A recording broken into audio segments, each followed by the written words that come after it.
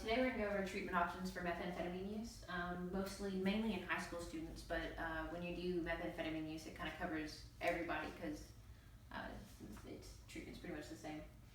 Okay, so a quick history and overview of the methamphetamine use and treatments that are associated with it is that the first use of methamphetamines were actually amphetamines, which was the pre-methamphetamine, and that came about in World War II when we were fighting the Japanese. Pilots were using it to stay awake and stay alert while in the air combating.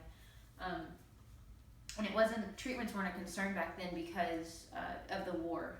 People were coming out of it and they just thought it was maybe PTSD or something like that. Other things associated with the war. And so after the war ended, the supplies that were left over just kind of got distributed randomly, I guess, throughout the nation. And the spread of that, actually, you kind of began to see treatment options become more valid. So in the 1960s, people began to use it more. Doctors were prescribing it for obese people and athletes and truck drivers, and then college students even, to help with focus issues that they were having. And so the availability of it increased in the United States. So a treatment for meth addiction became a reality.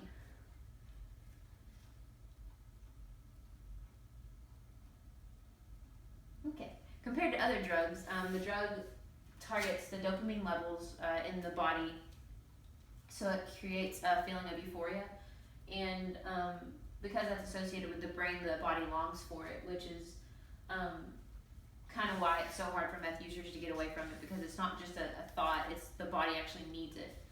And so the longer you do it, the more damage it's going to do to your body and the harder it is to come away from it. But today we're mainly focusing on the treatment of high school students. So treatment is absolutely necessary for a high school student, because you think about them being so young and having the rest of their lives to deal with this problem. So the pre-adult stage is where you are going to find that most of your life choices are going to affect what you do down the road, and so it will affect them for the rest of their lives. And this is where most of the habits are actually formed, so that doesn't help. So an important thing for high school kids is there are programs that can help, and they're out there in place. So first things first, getting into a program is, before you're in it, you have to actually realize that there's a problem. And then you have to know that it takes time, and each person is different. So the neighbor that you had 2 years ago that's now recovered from it, and he's 6 months sober or whatever, is going to be completely different than the guy across the nation that took 4 years to recover from it. And you just have to know that each person is different. Checking into the rehabilitation center, that one of the first things that they're going to do is they're actually going to check for mental illness in the family, kind of a history of mental illness, just to see that the dementia and illnesses like that are not a part of the family history, because that usually affects kind of the reactions that you have to the meth. Behavioral interventions are also a pretty high concern because of the aggression and the violence that's associated with meth, and so getting on top of that and kind of focusing more on the counseling aspect rather than just the drug dependence is a pretty important thing. Watch this video. If you've ever tried to detox from meth on your own, you know that it isn't an easy or painless process. Even though the physical effects may not be as lethal as alcohol or other drugs, they are agonizing and emotionally exhausting. That's because meth creates a powerful rush that is highly addictive psychologically. Meth stimulates the chemicals in your body that produce euphoria and energy.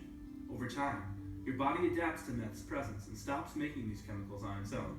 Depression and a long withdrawal phase, in addition to intense cravings and unpredictable behavior, make it difficult to detox on your own.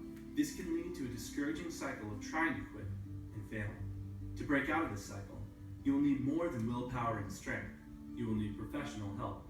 In treatment, a doctor will work with you to create a customized detox plan, tailored to provide the safest, most comfortable process for your needs. The staff, and even other guests who have successfully detoxed, will be there to support you as you take this crucial first step in recovery. While methamphetamine detox removes the drug from your body, it does not remove the desire to use again. This is only the first step. For a life of sobriety, you need to change your environment so you can focus on the underlying issues that led to the addiction. So one of the things after treatment that people have to worry about is that the people that, statistics show that people that are 3 years out are only 12% of the addicts actually remain sober after they've completed the rehab process. And that's an alarmingly low number considering that only 24% of all meth users are under the age of 18. So you have to calculate that into the 12% and it becomes an even smaller number.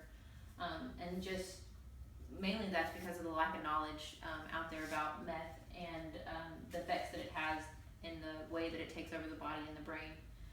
So treatment for meth is unlike any other drug because meth stays in the body for so long and has such different effects than say heroin or cocaine. And then we know that treatment is so important because without treatment your chances drop from 12% to 5%.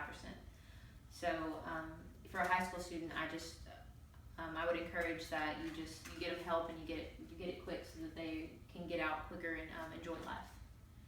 And there are my references.